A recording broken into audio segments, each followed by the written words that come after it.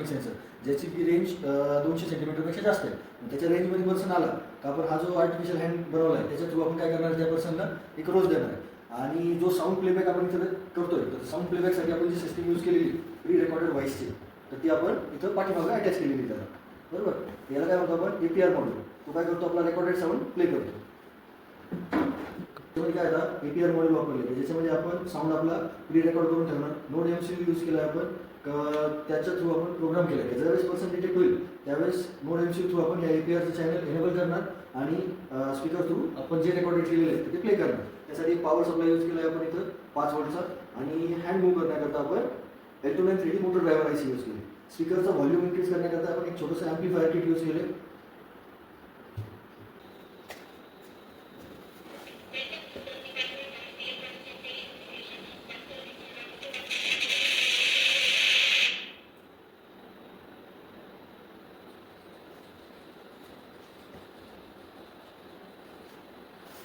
Project काय आपला हा वेलकम रोबोट. म्हणजे काय काय जे पण पर्सन डिपार्टमेंटला येते त्यांचं वेलकम करण्यासाठी आपण हा प्रोजेक्ट बनवला.